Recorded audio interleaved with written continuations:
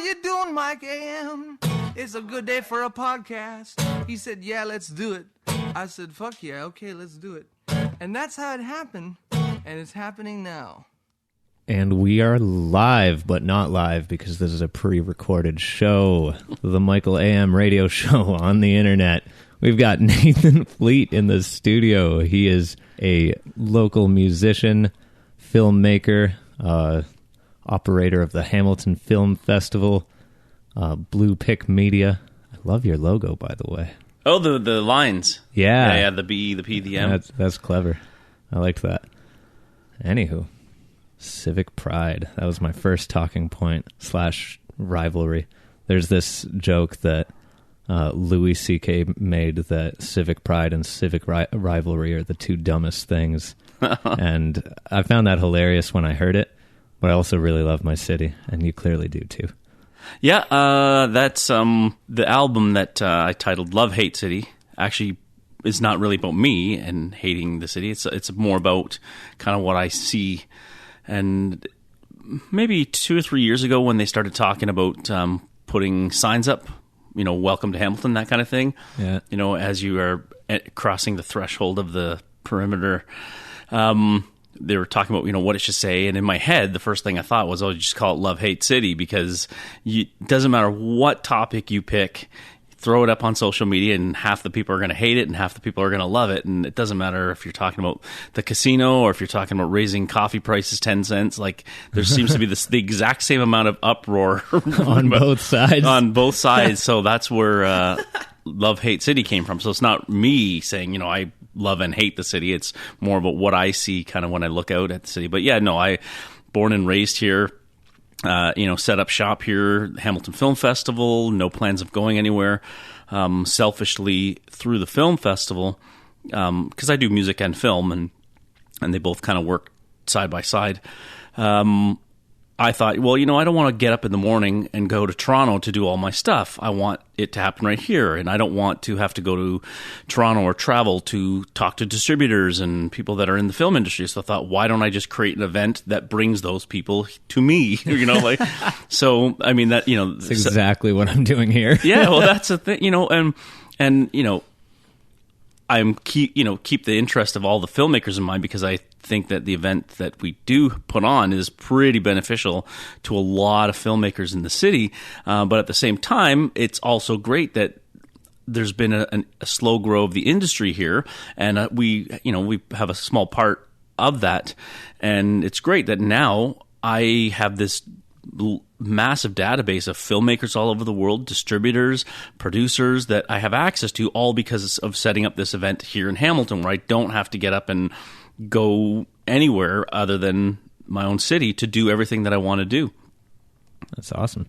And you're wearing this Oscars shirt. You posted about it on Instagram. I do. I just got it today. That's through this network. Someone sent you this. What's the story behind that? Oh yeah, this there is a great visual effects company that's actually nestled in Dundas, and they're called Peregrine Labs, and they do visual effects, bokeh effect, which is the out of focus effect that you will see, you know, like in the Millennium Falcon when Han Solo's talking and he's walking through the starfield. Their software contributes to that, and they have another software called Yeti, which is digital fur. Because it's hard to make something look realistically out of focus, right? Because if you make a digital thing and it's not the center of attention, it'll look super fake even if it's perfect because it's too high resolution, right? Yeah.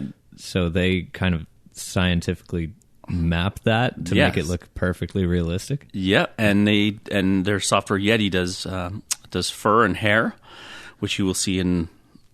Was that developed for Monsters, Inc. initially? Because I remember seeing a TV special where they talked about a program that does that. It might have been something different, but it was for Sully. They realized that this is the first time they had a digitally animated, like, hairy character, and they're like, oh man, it's really hard to animate all of these. I don't know, but I know for sure that, I mean, their clients are Pixar and Lucasfilm, and like their stuff is up there, right? And they're very, very nice people. And I reached out to them maybe 3 or 4 years ago and asked them if they wouldn't mind coming and doing like a panel discussion at the Hamilton Film Festival on special effects and visual effects.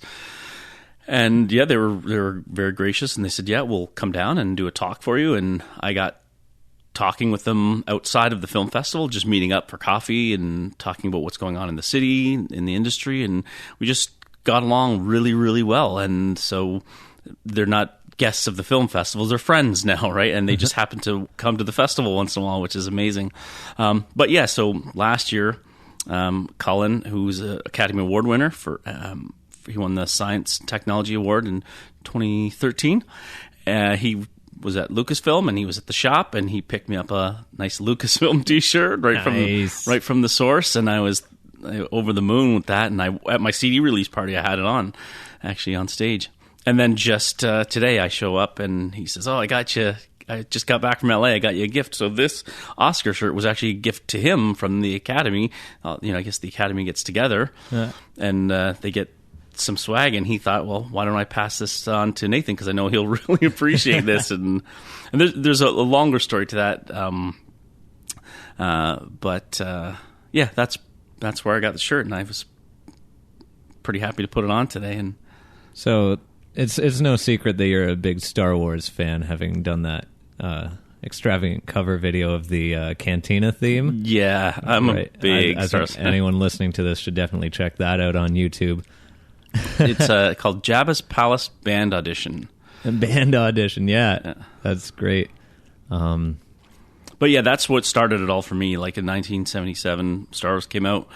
I saw it first at the drive-in, and my earliest memories of that were, all I can really remember was hallways and stormtroopers. But what I remember the most is the year after that, I guess it was in 78, I got the soundtrack album as a gift. And we couldn't just log on and watch things online, and I was only 6 years old at the time, 7 years old. I would put the album on the ground, like many people did when they first listened to records, and I would just play the record, but the inside of the album had all these great panels of scenes from the movie, so I would just listen to the soundtrack, and I would just stare at a panel while I was listening to a track, and then I'd move my eyes to another panel and keep listening. So I watched the movie more often when I was a kid through the soundtrack. So that was my earliest memories of loving movies and music. Do you remember the first film project that you did? Oh yeah. It was the very, very first one would have been in public school. We had this teacher, and this was at Queen Mary in Hamilton. We had a teacher, Mr. Jardin, and now filmmaking happens in school. Like I teach in the public school system now, through not as a public school teacher, but in the schools. I go in with a program called Learning Through the Arts, and I teach filmmaking to the kids, how to use their iPads to make movies and use the curriculum to. That did not exist when I was that age. Like when I go in now and I do this, I'm like, man, if I saw myself coming into class when I was that age, I would have lost my mind.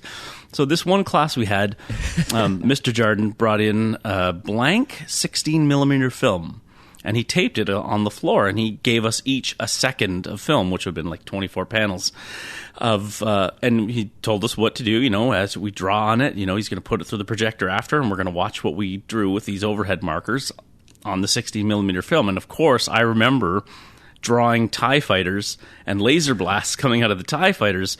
And, it lasted a second, so it looked like garbage. But, I was watching, and I could see my TIE fighter on the screen, when it passed through this projector. And that would have been the first film, I guess, that I ever made or was involved with. And that was my public school experience. So that would have been the first. It had no title. It was just TIE fighter on film, maybe, I guess.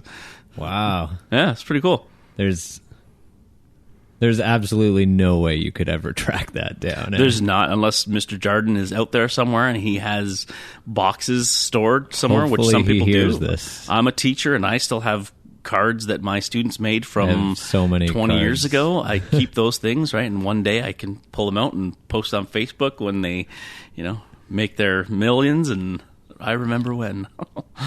20 years worth of cards. Holy moly. Oh yeah, I just had a flashback. I forgot about this, but the public school film project. So when I was in school, this was a little later, we had a little bit more advanced capabilities, but we had a film project, and we were given like handy cam recorders, like on the little tapes. Yep. To film.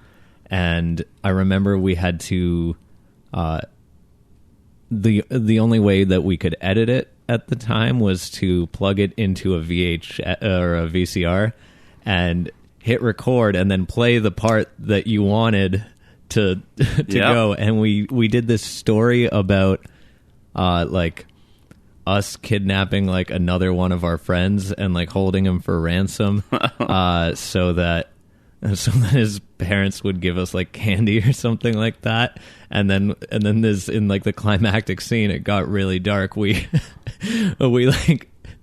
stuffed his head, because this is how we did it with movie magic. We stuffed his head in a backpack, and then we cut to close up of the backpack and a bunch of books in it, and our friend running over the backpack. It was pretty dark for 7th grade, and we put a commercial in it too. That's awesome. During the editing process. But now, yeah, they have iPads, and like even just any free app will just wipe the floor with anything that was available to you or even me. It's true. Yes, the technology is definitely better, more accessible, right at your fingertips, inexpensive. But when I enter a school and I talk about filmmaking, and you know, all the classes have their own iPads, their reference is either like a big blockbuster movie, but more often than not, their reference is YouTube videos. So I go, what's your favorite movie? And more than half the class, they say, Jim Joe 22, and I'm like, what's Jim Joe 22? They go, oh, that's a YouTuber, right? I don't know if that's a person. I'm just that's a reference, but that their reference is that. So their reference is videos that are, someone puts a phone in front of them, and they talk to the camera, and they display themselves doing scooter jumps or basketball moves, all these things that these kids have reference to. They don't know or understand that you can tell a story a different way. So when I start talking to them about camera angles, and I just take the iPad and I start moving it slowly a certain way, their eyes light up because they have not seen this before. They don't understand that that's what you can do, because their reference is turn it on, hit record, and you're done kind of thing. Mm-hmm. And I take them around the classroom, and we talk about sets, and I say, if you're standing here and your movie's supposed to take place in the 1800s, and I can see a computer in the background, that's not going to work. So we look around the room, and they find a nondescript wall, and they all raise their hand. Oh, there, we could film it there. And they start to think about more of the narrative style storytelling. Because when I go into a school to teach, it's documentary. They're taking some curriculum and they're turning it into something that they can present to the class. It's a new way of delivering their assignments, as opposed to something that's written. They can present a movie. So yeah, that's when I go in and I show them all these tricks, and they absorb it quickly.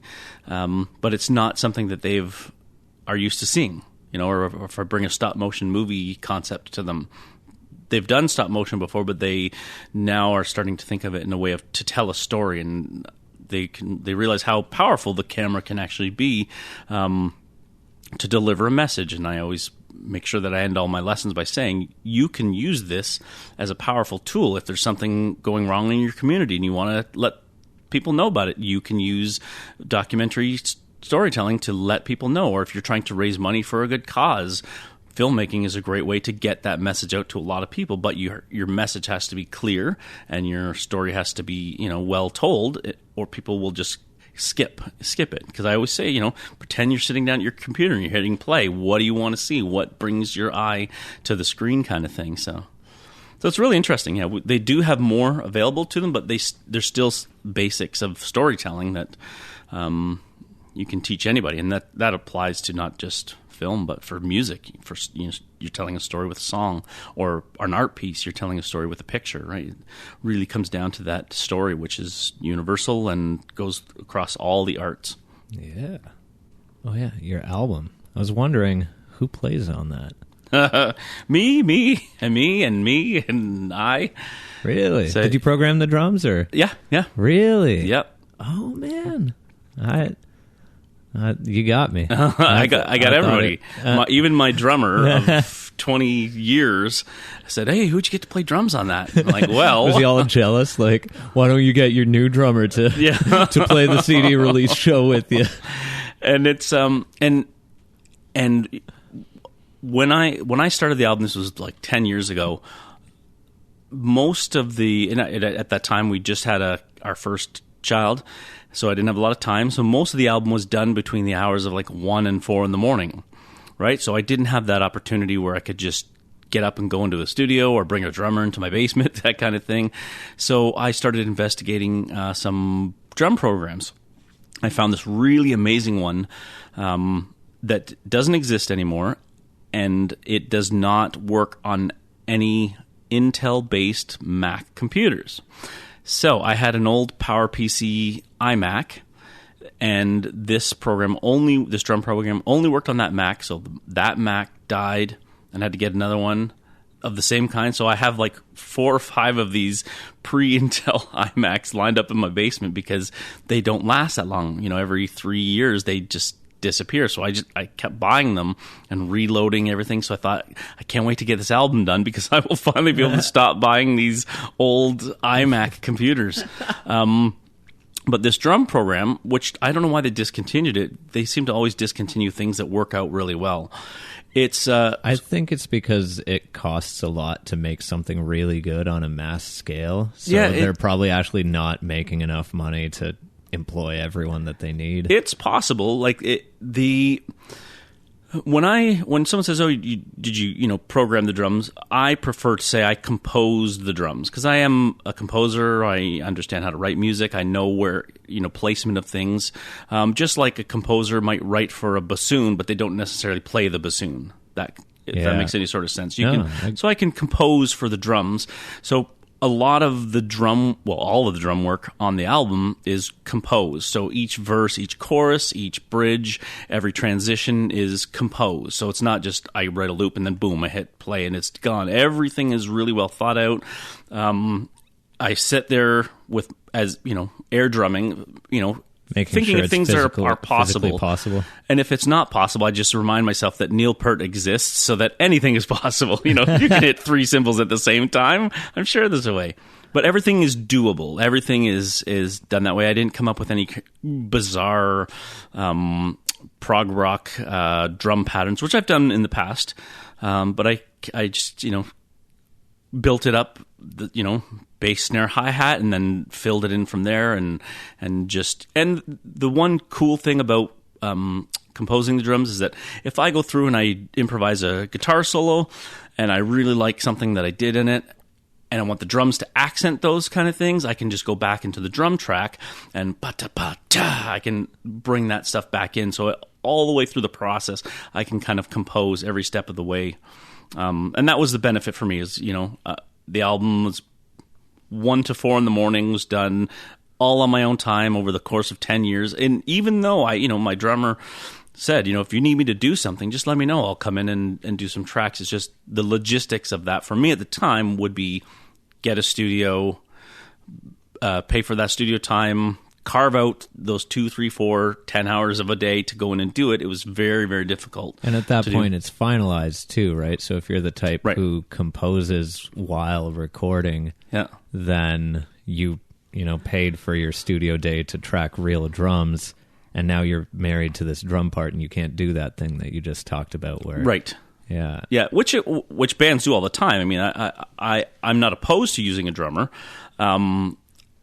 If I was to record with a drummer, I would want to do the whole album all at once in one shot within the time span of 2 or 3 weeks kind of thing, where you go in and everything is, the vibe is there and all my improvised solos are based on whatever vibe is provided by the other musicians in the band. So I'm not opposed to recording with a band. It would be a different process and I would carve out a different chunk of time. But when I first started the album, that time did not exist when you have a baby in the house and everything turns upside down and it changes. So, And what was that now extinct drum program called? the LM4 Mark II, Oh, Steinberg-based program, and it is fantastic. Like, well, if I fooled you and I fooled my drummer, Yeah. then I think it's probably a decent enough program. But the really great thing about it is all the velocities that they give you within each instrument. So the snare has probably about 25 different velocities, from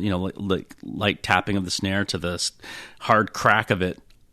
And everywhere in between. So each time you change the velocity, it really gives the effect of a drummer, ramping changes up or the going tone down. rather than just the It volume. really does. Wow. And that's part of, the composing process. If I want a drum fill that dynamically goes up or comes back down, it's very easy for me to go in and kind of manipulate that the way a drummer would do, right? And I'm a musician. I've been a musician for over 30 years now, so it's not like I just walked in and pressed a button and I got... I understand dynamics and flow, that sort of thing. No different than if anyone is using a synthesizer to add, string pads or something to they're not actual strings, but they're using pads to kind of fill different things out. It's the same way. If you're a musician, you could probably do a lot of that because you understand the flow, you understand dynamics and feeling and mood, and you can create that whether it's with a virtual drum track or whether you're using virtual sounds on a synthesizer or experimenting with some kind of new technology, some type of DJ equipment or, electronic music.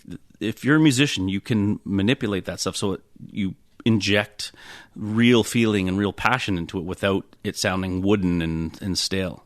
Did you ever have an aversion to electronic music, or when, as you became more aware of it, you're just always like, this is amazing, I can't believe? Or was there ever like a period in time where like, that's not real? No, not at all. Like, I'm all for technology. Like, that's the only thing that really moves things forward. It's not like there's no aversion at all. It's a new instrument that someone has created. It's like, wow, that's cool. There's about 8 million types of guitars that you can go and buy, but wow, here's a new sounding instrument that someone created using, wires and chips and stuff. I think it's fantastic, and I'm all for that. The creation of any new sounds that you can manipulate is a great thing for music. Absolutely. Have you seen this TED Talks it's a TED Talk where a guy has, he invented an instrument that connects directly to his brain. No. And so he's got a bunch of electrodes on his brain and on his hands, and through like motions with his hands and intentions from his head, he can make like these different synth patterns and like layer like drum parts with synths. And he said he didn't have a chance for a rehearsal because the last time he plugged it in, it caught fire. And so it's like on his head. Yeah, exactly, on his head. So like it's in that early of a stage of testing, and it's there's not like kind of real sounds, but so potentially within 5-10 years there's going to be this thing that plugs directly into your head, and you just play a song that you have in mind. Yeah, I'm all for stuff like that. That really is one way. That's really one of the only ways you can move things forward, to create new sounds and to create new feelings. And you take a piece of technology that might have been created in the lab, but you take that and you give it to someone who's creative, and they're going to give that concept a whole new life. And that stuff is amazing, because you can imagine what you're talking about. They're putting things on somebody's head and on their fingers. Can you imagine doing that with a violin player who's in the middle of an orchestra, and you're getting real-time feedback from what they're thinking and feeling? Like, that's really interesting. Whoa, they're doing maybe stuff like even that like at Live Lab, right? At McMaster, they have the Live Lab where they put things on your head and on your body. Yeah, I have some friends who are doing that, and they did like a variety of experiments. They have various vital signs that they're monitoring on the musicians. They'll bring in like a group of jazz musicians, and for one, they had a heart monitor on the drummer, and then like that was feeding to like a headphone feed to everyone in the band, and they were playing to the drummer's heartbeat. That's awesome. But his heartbeat would vary with the song. Yeah. It seems like all these cool things happen when I'm working, which is weird because I feel like I don't work that much, just at the most inopportune times. I miss everything cool. No, but you know about it, right? So you're still got your finger on the pulse of some of the things that are going on. And I mean, who knows, through these podcasts, maybe you bring some of these people in and you start to learn more about it. And maybe you can't get to the events, but you can get into the mind of the person who's actually doing those sort of things. And that can make a big difference too in your own music. And that way, you just by absorbing stuff from other creative people, it really does have an effect on the stuff that you create. And this is true. All right. Album personnel. So you fooled me. We that was my second talking point. I was going to ask you about all the people that played on it. And I will. There are some people. There are some actual people that did contribute to the album. So on one of the first people that I brought in, I heard a lady singing. Yeah, Lisa Wynn. So I brought Lisa in probably 8 years ago to do the song "Brace for Winter."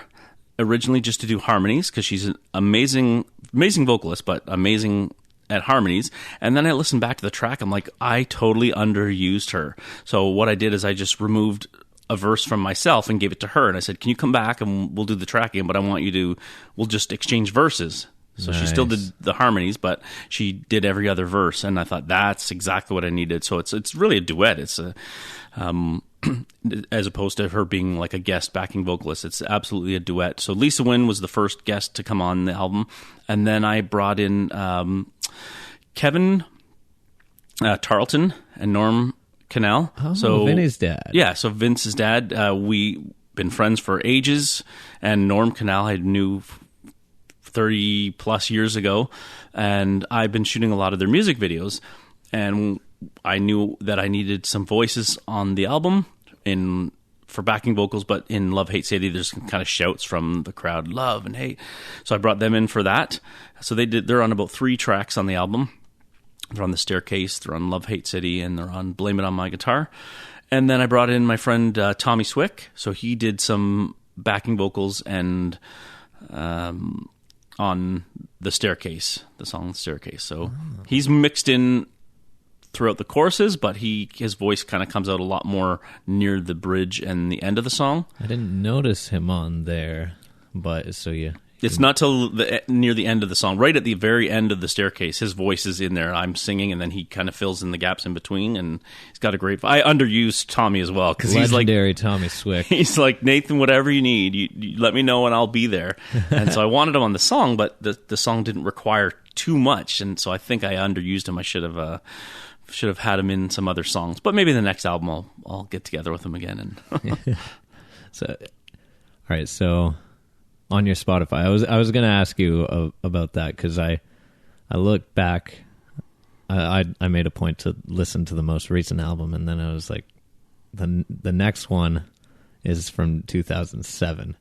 So, the soundtrack album, not the. No, the Nathan Fleet solo one. Oh, that's 1994. Oh. It was probably put on Spotify. So you're on like a steady Tool, like... once every 17 years. Yeah, exactly. The 10,000 days cycle. Yeah. Oh, no, actually it would be 23 years between albums. It was 17 years since I'd played on stage with my band when I did the Zoetic show last year. Because I went off into the film world. I went off and did film for music for film and TV and directing and stuff. So I disappeared from the live music scene for a long time. But yeah, 94 was the album Far and Away. That was right after I got out of college, music at Mohawk, and I just wanted to do an album. I was just itching to do something. So it's mostly acoustic, light kind of stuff. There's only one or two rock-ish songs on there. But it's a very different album than Love Hate City. Yes. Wow. That's crazy. And I thought they were 10 years apart. No, that's 23 years apart. And even before that, there was a cassette we-released with our band Madman Symphony, and we were a progressive rock band. So there's a 5-song cassette that still exists of all our progressive rock tunes. And did you ever do the whole touring thing with those guys? Or nope. No, we did. Everything we did was local. There was 3 bands, but we were all the same members. We just changed the sound. Slade Angel was our high school metal band, and we did, we had a lot of original metal stuff, but we did songs. We did Ozzy and Maiden and Yngwie Malmsteen and all kinds of like cool, and Ramones and hard rock at the time. That was called hard rock. And then we switched up to more progressive sound, so we changed our band name to Madman Symphony. And then we changed our sound to more of a rock sound, so we called ourselves Park Row, which is the street we grew up on in East Hamilton. And our last show as Park Row was in 2000. We did the Sound of Music Festival. And then we all kind of went our separate ways. And then 17 years later, an album out and a show. I'm booking a show for the early summer at the Casbah, so I will be playing out again. Ooh. And then we've already booked a show for November the 3rd, again at the Zoetic, to open up the film festival like we did last year. That's an awesome stage. The Zoetic's awesome. Yeah. And our theme is darkness this year, so we're going to make sure that the rock show follows that theme of darkness, and we're going to bring a lot more special guests. We had like a 9 or 10 piece band last November, but this year I'm going to up that, double or quadruple that. I got a lot of musicians I want to bring on. It's going to be pretty cool. That's really cool that you can kind of keep picking up where you left off in a way with it, and the sparsity with which you play the shows allows you to kind of really go big with them now, playing this like Zoetic type show, where I think a lot of musicians who are trying to just focus on the music thing, you get in this trap of playing all the time, and then because you play so much, no one's stoked to see you play. You can't really make as big of a deal of it because you have to get ready for the next show and the next show. Whereas if you just put on one bonanza, extravaganza, you can book a big venue and count on most of the people coming, and really cool. Well, that's what I said jokingly, that the Zoetic show is going to become my Vegas. Like, if you want to see me play, that'll be the one time I play every year. If you want to see me, mark the first Saturday in November on your calendar, because you know where I'll be. But after that Zoetic show, 17 years in between, it felt pretty good to play. So I thought, maybe I should do something kind of right in the middle there, just to, keep the chops going. And so I thought, do a bar show and talk to the Casbah. So we're going to be setting something up. But funny, we haven't done the bar thing. Like, even when we were in our previous bands, we did the bar scene and we got sick of it. Like, we were like, this is not what we want. So we started renting our own halls and putting on all our own shows. And only because when we did bars back then, you could smoke in bars. So it was very difficult to sing. You had to play till 2 a.m. So there was, you were there all night long. And now, or even back then, we would book these hall shows, put on 1 or 2 bands before us, or we would flip the headliner, and we would pack the places, and they were great shows, and we'd bring pyro into these little halls and stuff. It was crazy. But we did, we were in control of that, and as much as I loved it, it's a lot of work to do because you have to do everything, right? So I thought maybe midway through, maybe I'd just find a local bar, because I really think the live music scene in Hamilton has changed. More and more people are seeking live music, and that scene is changing. It's not a play till 2 a.m. kind of thing anymore. There are early shows. The thing we're setting up at the Casbah is going to be an early show. It's gonna we're gonna be done probably before the sun goes down, so people will be able to come out and have a meal, see us, and then go out and do whatever they want for the rest of the night. So that didn't really exist before. Like, it was very difficult to find those things. I mean, we played gigs, and I did stuff in a hair salon where we set up at one end of it. We did stuff at a Chinese restaurant. They had a little stage, so we would play, and people would be eating Chinese food, and we'd be doing this metal show. And then at the end, the owner would put this huge spread out for us, so we'd have this feast. Like, we would do anything except bars after a while. Like, we did our Corktowns and Bannisters when it was there. I don't know if you know what Bannisters was. That was the strip club where next to where Mills Hardware is now. So there's a strip club down below, and then a rock bar up top. So we played there a bunch of times. Corktown, there was some really seedy bars that we played in all around town, but we just got tired of that, and we thought, no, we're just gonna find some halls and book our own things, and it was great, but it's a lot of work. Yeah, I've been there. But what you're saying, yes, exclusivity, right? That's a motivator for people, right? If the only place you're going to see this band at one time in Hamilton is at this place, that becomes a driver, and people want to, get attached to that. If you every week you're saying, I'm here, I'm here, I'm here, I'm here, you will draw some people, and you'll probably get the regular crowd, but that kind of exclusiveness is kind of a fun thing to play off. It's cool. It seems like a sustainable way to kind of like, for someone who really has kind of like a vision in mind. Yeah. Because there are people who, they have another driving force where they just want to, they have this thing and it's not too clear, and they're fine with people coming in and being like, how about you do this, this, and this? It's like, okay, you do this, this, and that for me. You do this, this, and that for me. That's where you get these big pop star, let's say like a Bruno Mars, for instance, where he doesn't need to write all the songs. He writes some of the songs. I'm sure he puts a twist, and I don't know what his situation is, but it's a whole team and a big production. And you have to be driven for something that's not necessarily art.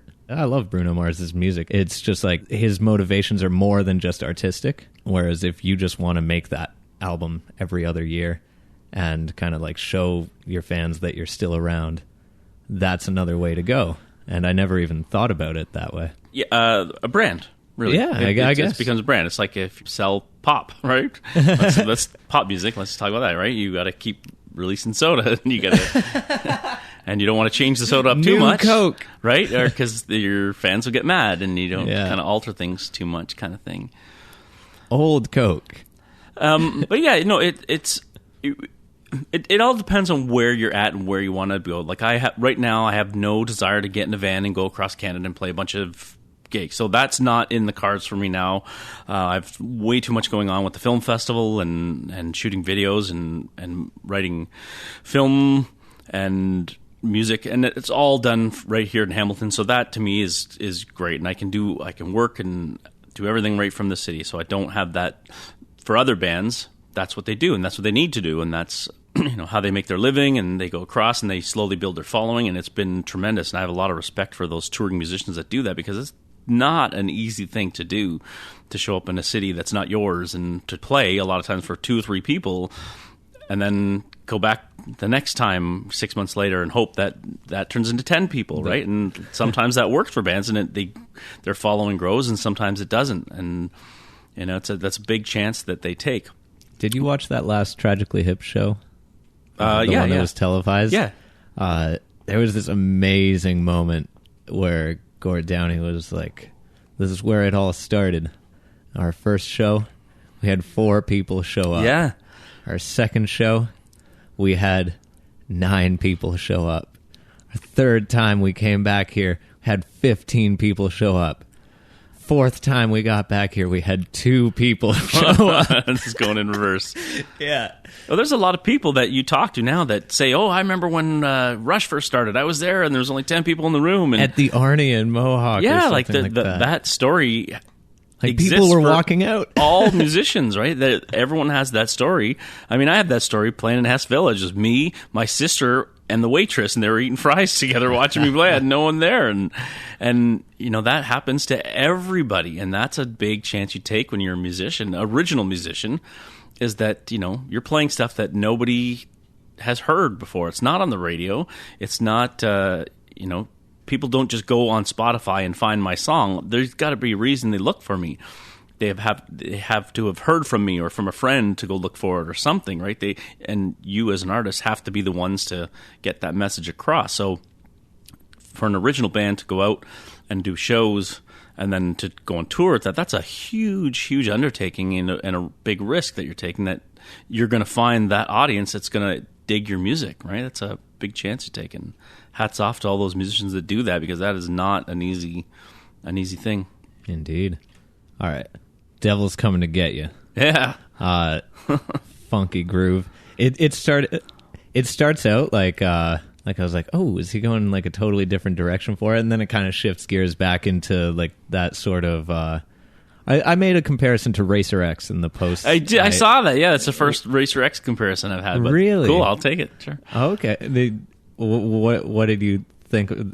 Were you where you like, sometimes I get comparisons to my music where I'm like, I don't even listen to that person. Yeah, I've had that too. And the great thing is that if someone has an opinion about your music, they are 100% right, because it's whatever their opinion is, right? You can't tell them they're wrong. It's just, hey, man, I heard that song and you sound like Styx. And I'm like, I don't listen to Styx, but their opinion's not wrong because they heard something in there.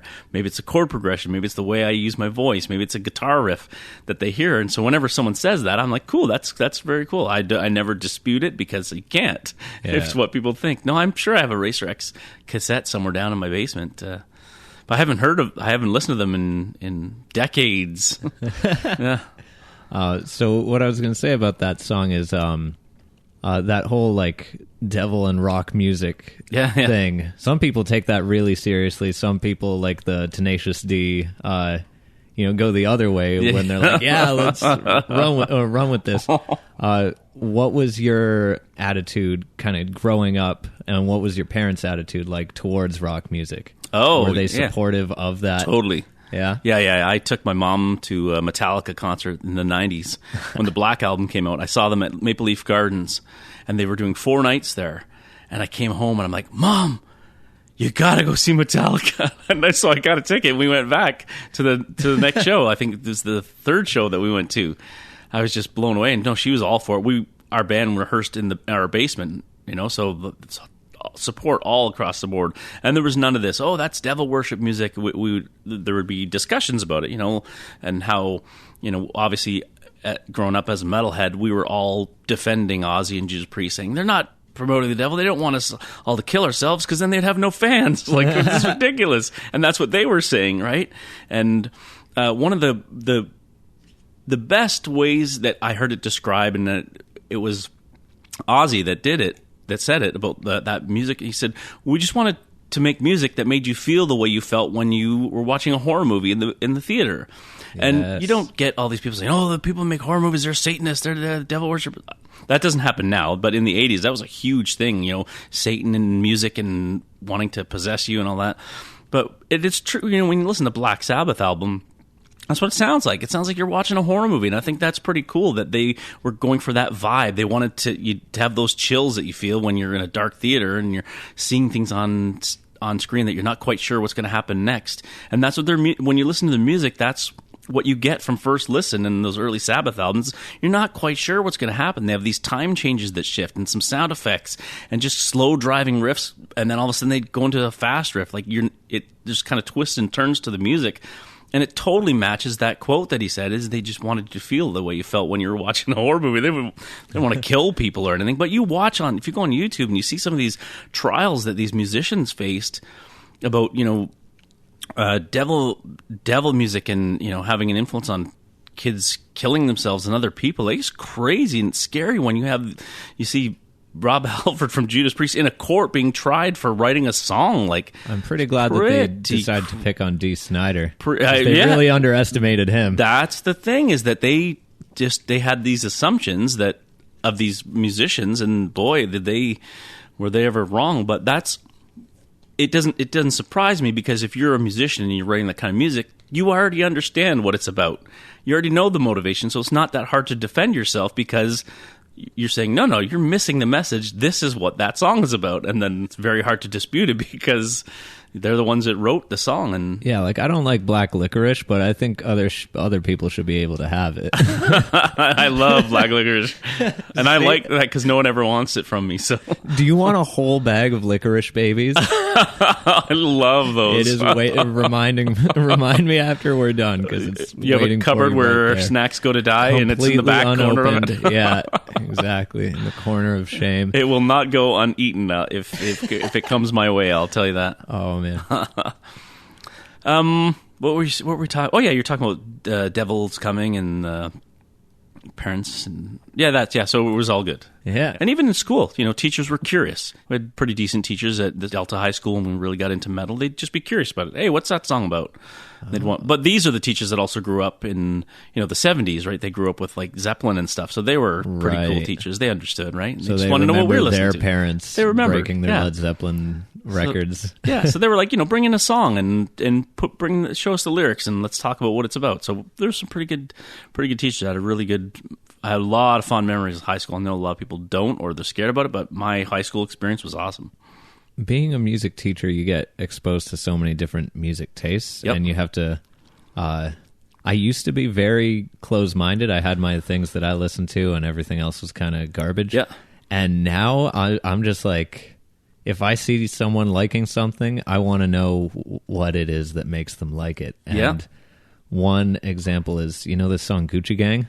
No. Gucci Gang, Gucci Gang, Gucci Gang, Gucci Gang, Gucci Gang, Gucci Gang, Gucci Gang, Gucci Gang, Gucci Gang, Gucci Gang. I don't, but I can already see how a kid could like that. Got a cool little piano riff. Yeah. And sing it all the time. And that's it. There's like so little stuff that I dislike. Oh, PPAP, you know that one? I don't. Pineapple Apple Pen? Oh, yes. Oh, that's a banger. I personally don't like it, but if I had a student coming to me and they wanted to learn it, I would completely 100% immerse myself into it, and you could talk about melody and rhythm structure and all that kind of thing. And it's got that cool descending line. Totally. I mean, you could take any music, no matter what people might call awful or horrible, that's not music, and you could absolutely teach a kid about what's going on in that song, that's what you get into. You feed off of their love of things.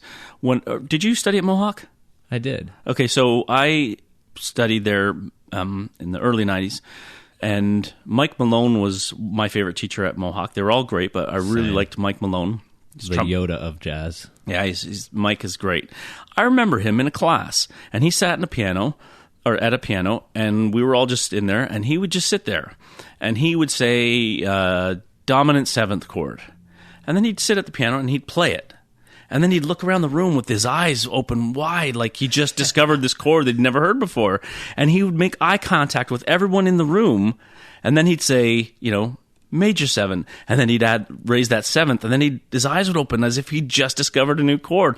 There was so much enthusiasm coming from him as if he'd never played these chords before, and we fed off that. I started loving that session where he would just sit down and play chords contagious. And hey, this is the root, and third, ding ding ding ding, and he'd go through the piano and play all the thirds, and he would just he was discovering it, and we were discovering it through him.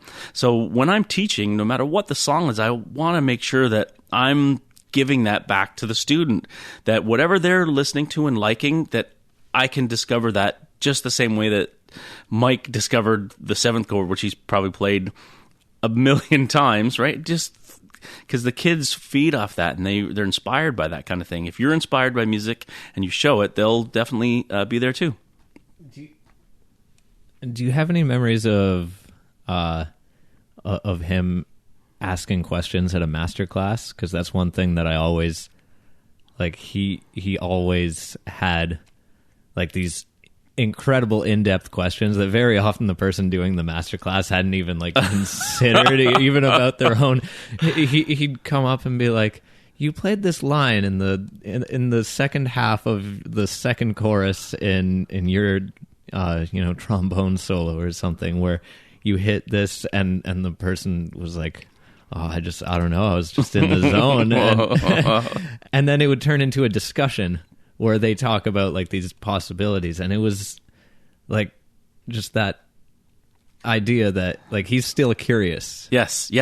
And yes, it's inspiring. Yeah, I mean, even now when you talk to him, hey, I'm like, hey, how you doing? And he's still happy about life and running into you again, and everything is like a improvised experience with him. Everything seems to be new every time it happens. It seems to be the first time it happened kind of thing. Yeah, he was great. I really enjoyed my experience at Mohawk. And that's the thing with education. It's funny. I'm not a school person, but I had a really good time in school, and I wasn't ever concerned with marks. It didn't even as a young kid, marks didn't matter to me. In my head, if I learned something that I liked, that was it. I'm like, oh my God, I just learned something. This is awesome. And then you get your report card, and I got a D in music or C in music. Like, whoa, but I like music. Why did I get a D? Shouldn't I just get marks for liking something? But yeah, you're always learning. I still go to seminars that I could probably teach. I still go to workshops that I could teach, because there's always somebody that's going to say that one thing that you don't know, or they have a different approach to doing something that you've never thought of before. There's so much great information out there that you can find in all these kind of seminars and workshops. They're What's one you've been to recently? I just went to one at. Actually, I did go to a sponsorship one just yesterday that I left halfway through because I'm like, I already know this information. So scratch that, what I just said about. But I did go because I thought I might find something new. Like I read through the information. I thought, okay, I kind of already know about this, and I'll go. And I sat there and I'm like, no, I really do already know a lot of this information. So I did end up leaving that one. And while I was there, someone leaned into me and they said, man, you could probably teach this one. And that's happened to me a few times. But I always think, someone's going to say something that I haven't heard before. Or I'm going to meet someone I haven't met before, right? There's always learning opportunities. Everywhere you go, there's always lots of room for discovery. All right, so here's a confession. It reminded me when you said you walked out of this thing.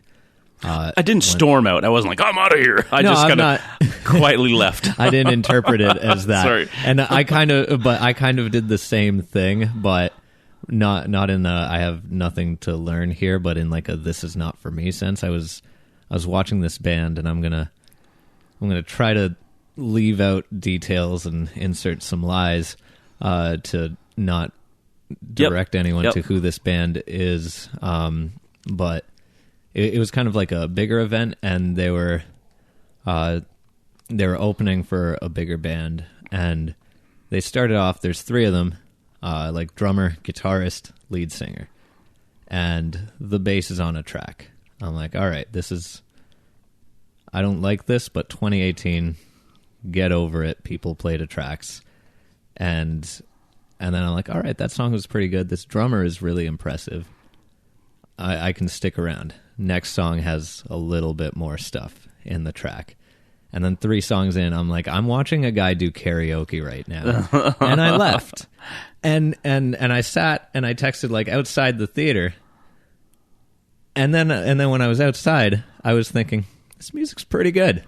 But I couldn't watch the guy like singing to because it's karaoke, right? Yeah. Have you ever experienced that feeling? Is there a point where it's like, because I get like you can't hire an orchestra for a bar show, but if your music requires it, put the orchestra on a track. But when you have like regular instruments, you could just spend even a pretty good like bass player and keyboard player will do all that stuff for you, and they'll be happy to be in front of that big audience and get $150, and then you're not doing karaoke in front of the biggest audience you've ever played in front of. I'm sure that band will learn quickly, right? Because word travels fast, and if people enjoy that or not, maybe most of the people stayed and didn't notice and didn't care and went. Well, that was another thing, is that I feel like I look around and I'm like, these people are being bamboozled. You know, there are people who are like, wow, these 3 guys sure make a lot of good noise. And I'm like, they're not, though. I wasn't there, so I don't know how to react, but or what the situation was, if that's the regular thing, or if maybe members were sick and they just have backups just in case. That's also a possibility, but that would be really convenient that they had all the things. There are people there are big known bands that have that kind of stuff ready to go. They have certain things on standby that are sitting in the back room just in case somebody gets sick. The show must go on. You got a room full of people you don't want to cancel. You got to. So I don't know what the situation was, but yeah, I guess. All right, if you're playing the Mod Club, if you're playing Cops Coliseum and your bass player gets sick, you call me. Right, there you go. Or put an octave pedal on your guitar or something. Or put an octave pedal on your guitar. Octave below that. Yeah. Have all of your solos oddly thick sounding. That's right. Do it. And then own up to it, right? You just say, the show's about to start. Bass player's sick as a dog, so what you're going to hear is my guitar playing the bass lines. And yeah, I've seen the White Stripes. I'd pay to see the White Stripes. Audiences can be forgiving, right? When they're there and they want to see a show, and if you own up to it. If you hide it and then it comes out, then people get a little bit more angry. What was the best off the top of your head, like, impromptu moment that you've seen at a concert? Just like, this definitely wasn't scripted or like rehearsed. Anything? Yeah, it's funny you meant the very first thing that just popped in my head was at the Arnie at Mohawk. It was some kind of Mohawk alumni night or something. It's maybe about 10 years ago. And it was Mike Malone, and I think it was a saxophone player on stage. I don't remember who it was. But they were going into the song, and they were doing their trade-off solos. And then they started just doing these, like, horn blasts. And then one would do one, and then the other would do one. And it just almost like they almost got into like a shouting match, but with their instruments. And I'm watching, I'm like, oh my God, this is amazing. Like, it's just one blast and then another blast. Almost like two people arguing at the top of their lungs. And it wasn't musical in the sense of, melody and pitch or rhythm. It was just these really aggressive, but it built up to that moment. And I'm like, oh my God, this is awesome. And I thought, and at that moment too, I thought, you don't have to always be musical with things. You can easily, make noises and sounds as part of your rhythm, as part of your melodies and solos and stuff. If it fits the bill, you can do that. But it was cool. That was probably the one impromptu moment that I saw that I was really inspired by. Yeah, Mike Malone coming back into the conversation. Of all the bands I've seen, that was probably the one that... Do you know Paul DeLong, the drummer? No. The name's familiar, but I don't... Author of DeLong Method of Drumming? No. That was a jazz show I saw. He Will Jarvis? He taught at Mohawk. Yeah, that name's familiar. Yeah. Latin ensemble. They have like those two, Kim Ratcliffe, Michael Stewart on sax, and then Robbie Botosh. He's a keyboard player, I think. Anyway, they have like a fusion band, and they'll do like odd time signature versions of like Led Zeppelin songs. Cool. And Paul DeLong was doing a drum solo with brushes, and he exploded one. And I don't even know physically how that makes sense, because aren't they all like attached to one thing? But he whacked his snare so hard that all the bristles just went flying in every direction, and like he was shocked. Everyone's like, how does that happen? That's awesome. I've only got a visual cue there with the things flying. That can be musical as well. Yeah, exactly. And I like that sort of thing too, because I grew up watching 80s metal bands, and I saw Dio live with his big giant dragon and the laser lights coming out of the dragon's eyes and lighting off pyro on stage wherever the laser beams landed, and Dio fighting this dragon on stage. As a teenager, that blew my mind. That was awesome. Yeah, it was good. That was a good show. And actually, we met Yngwie Malmsteen that show too. You met Yngwie? Yeah, because he opened up for Dio, and we ended up sneaking back through the gates right up to the tour buses, and we were just kind of hanging around. And he comes out of the bus, hey, hello, and we got his autograph. And he had a little tiny piece of the end of his Stratocaster that he smashed on stage, and he gave it to my buddy. He signed it, and he gave it to my friend. What? It was pretty cool. Do you think he still has it? I'm pretty sure he's got it. Yeah. That's awesome. Have you ever... There's this one story that I found hilarious where Heart, before they were famous, they had a weekly gig at this big club in Vancouver, and their manager got the Led Zeppelin guys to come party with them backstage after one of their own shows. And I find this hilarious. They said it was like one of the most disappointing experiences ever, because all four members of the band were like blackout wasted, and they couldn't even communicate them. It's like, here's your heroes. You can't talk to them because they're not really here. Have you read, there's a book I just read, What Does This Button Do? The Bruce Dickinson biography. Oh. Do you know who Bruce Dickinson is? Yeah. The singer for Iron Maiden. There's a great story in there about him meeting his idol, and it was Ian Gillan was the singer that he idolized, and they had met in a studio and after a track, and Ian it was Ian Gillan's studio, I believe it was, and he was listening to the track, and he said, "Oh, who's that?" And Bruce Dickinson was, "Oh, that's me." And the guy, he liked his track, but he was really sick, so he went to the washroom and barfed his guts out in the toilet. And I think Ian Gillan went in and pulled him out of the crapper. And I think every time they meet up, he jazzes him about throwing up in my studio. The first time they met, he ralphed his guts out there. But he met his hero and threw up. And it's a good book, though. It's a fantastic book. I'm a big Iron Maiden fan, so I know a lot of the story, but not that in depth. It was really. I heard a lot of that influence in the album as well. That's probably a more real one that you actually listen to, other than Eraser X. Oh yeah. I put a Spotify playlist together called Love Hate Inspiration, and it's all the songs that inspired or influenced the songs on the album in order.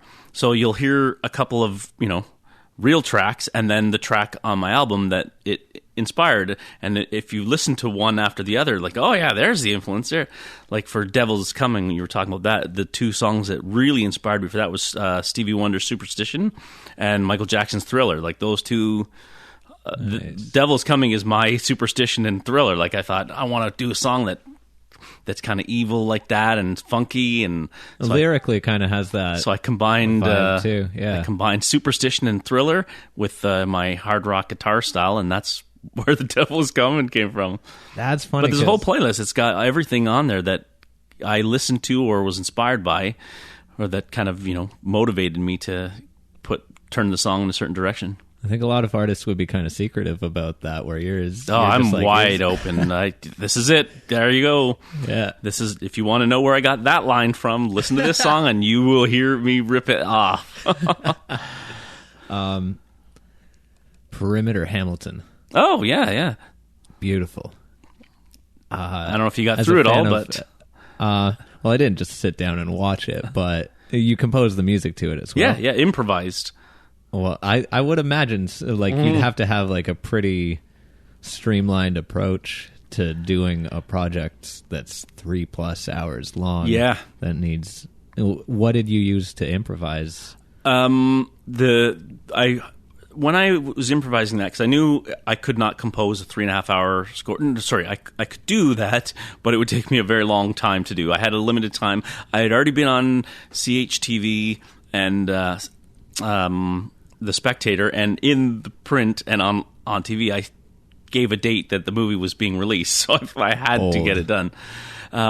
So what I did was for those that are listening that don't know what Perimeter Hamilton is about, is I basically put a GoPro on the roof of my car and mapped out the entire perimeter of the city and drove around it in one continuous take, because at the time that I made that, there was a lot of movies being released about Hamilton that were all about downtown and factories and stuff, and I wanted to show a very different Hamilton, that there's a lot of farmland, a lot of rural areas that's not just downtown and stores. There's a lot of beautiful spaces. So I thought, well, I wanted to show what the city looks like now, the amalgamated Hamilton. So anyway, it's a 3.5 hour unedited journey around the entire perimeter. Starts at the lift bridge and then ends at the Skyway Bridge.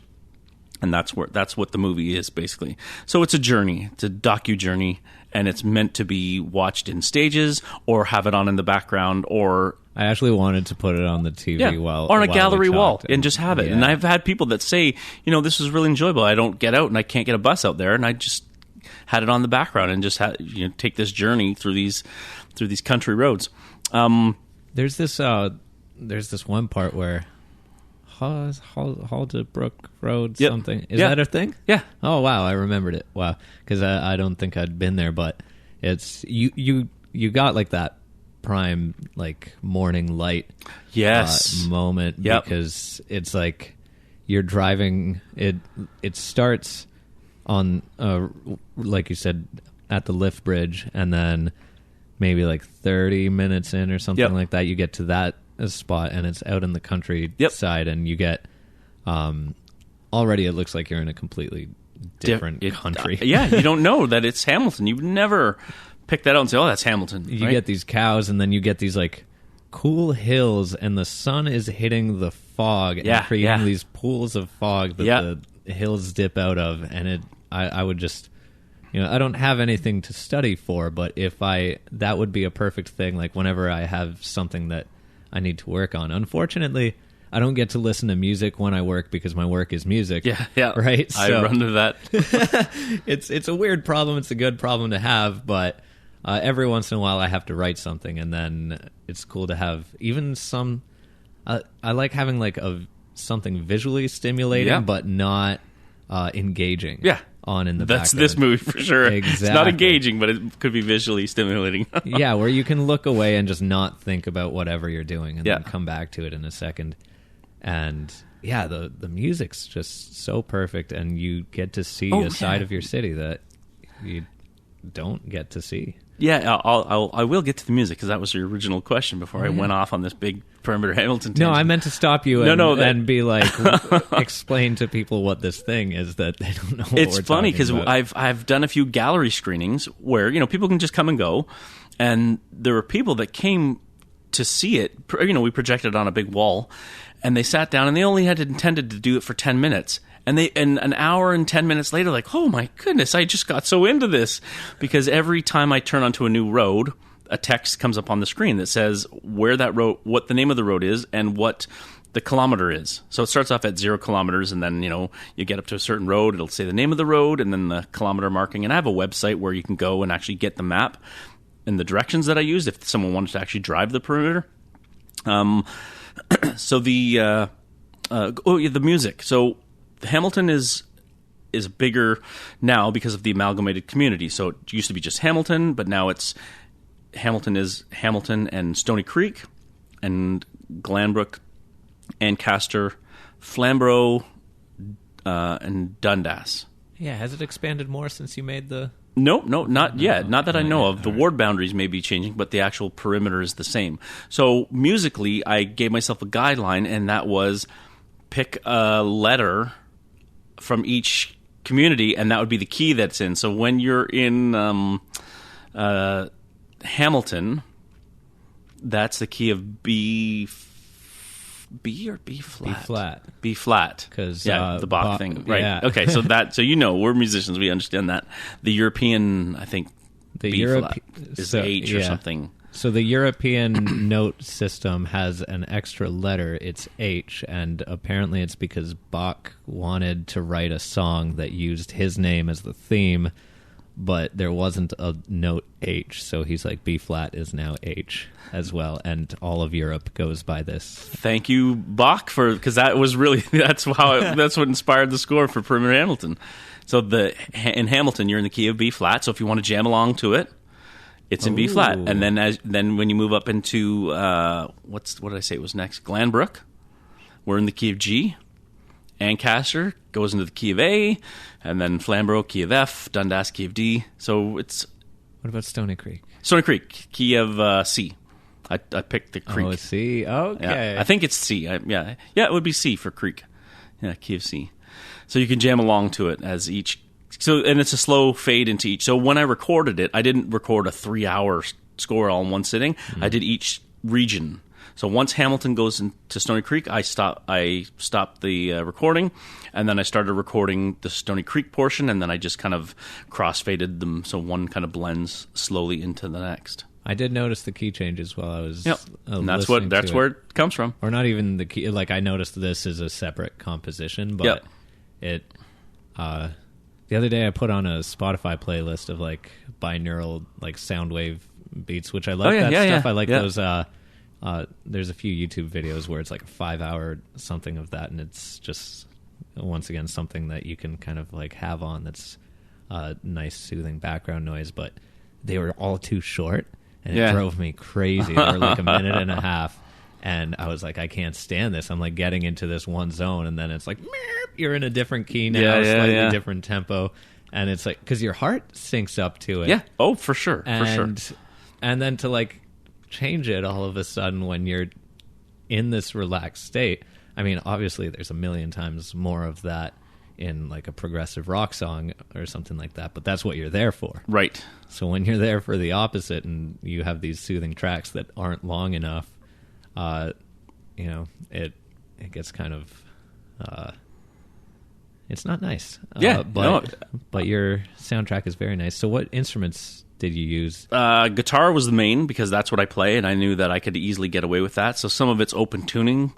I use the EBow a lot on the guitar. So for those listening, it's like a little device you hold in your hand, and it vibrates the strings without you having to pick it with your fingers or with a guitar pick. Is that what it does? I thought it like electronically like made the pickups feedback or something. But that I've never used one before. Yeah, the string will vibrate, and then put your finger on whatever fret you want. So is it like physically like rubbing the string? Or? No, nothing touches the string at all.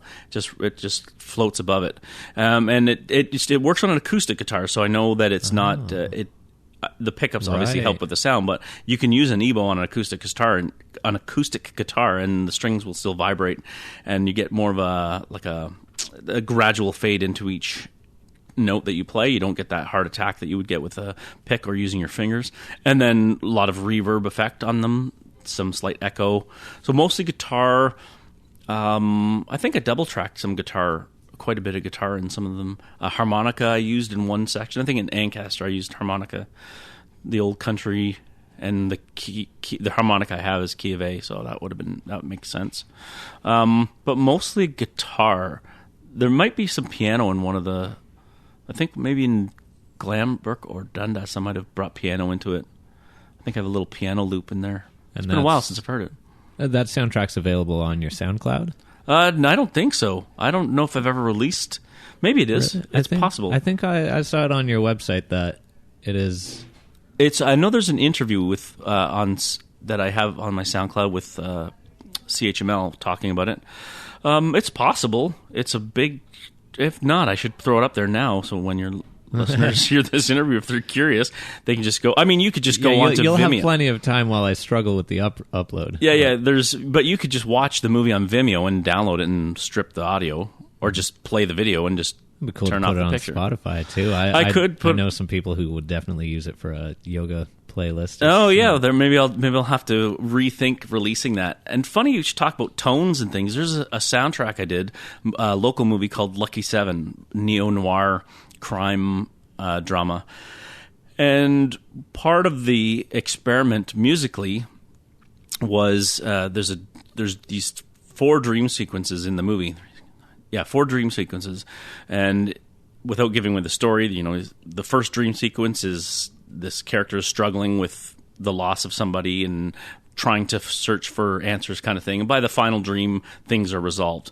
So in each of the 4 dreams, I picked 3 tones of the 12. So I divided up into the 12 tones that you have available to you in music. So the first dream, you get the 2 most dissonant sounding notes that are together.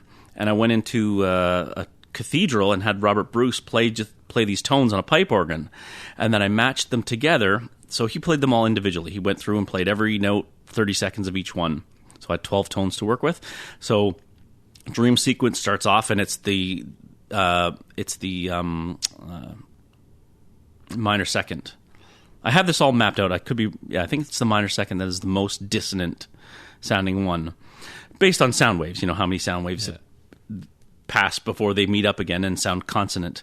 And so each dream sequence slowly gets more and more consonant. So it starts off with the most dissonant tones played together, and then the next dream sequence, it starts to open up a little bit more. So by the final, you're at a complete octave, and you have these nice unison tones going.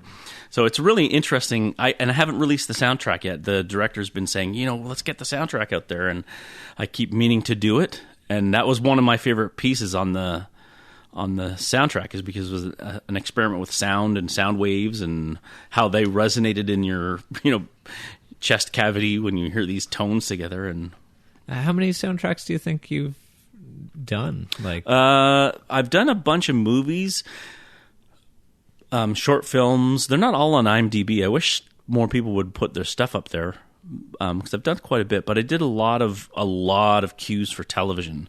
Hundreds and hundreds. I got loads of cues that I did for TV shows. One show would order some songs, and for every song I did, I would create maybe 10 versions of that just so they could pick and choose rather than the back and forth, because in TV everything works really, really quickly. So they say, give me this rock song that goes with this. So I would do a rock song, and then I would do 10 more that were similar. And then this way, if they said that doesn't work, they could just go through the other 10 that I have and drop it in, or use them in another show. So I just end up supplying them with just hundreds of cues that they could use. So I've done a lot of recording for film and TV. But I really, my passion would be in feature film, because it's when you write music for features, you're really telling a story. It's very similar to writing a story when you're composing music for a feature film, because you're following a specific arc. You're working off the characters. You're working off the colors that you see.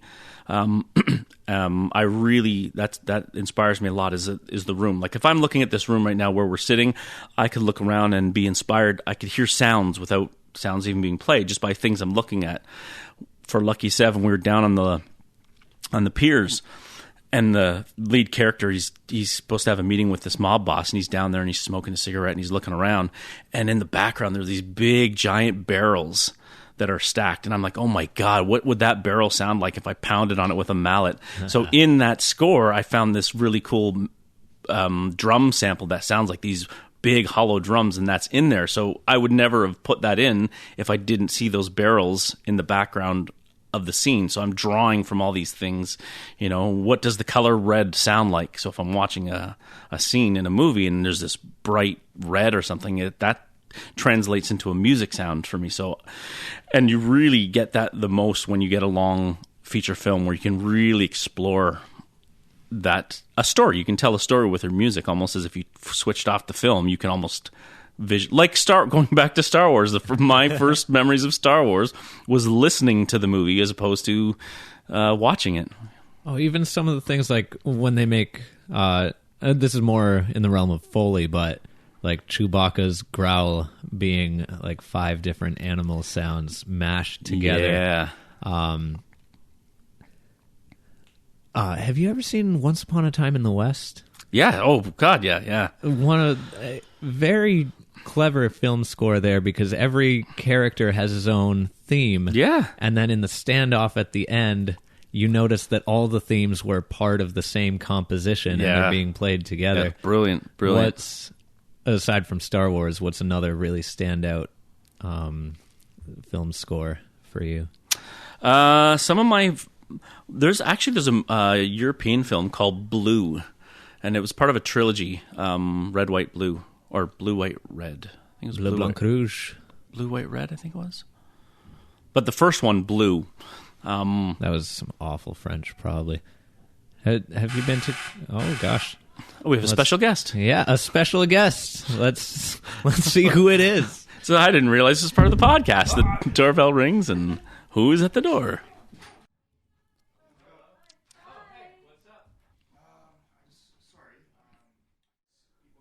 So I will narrate.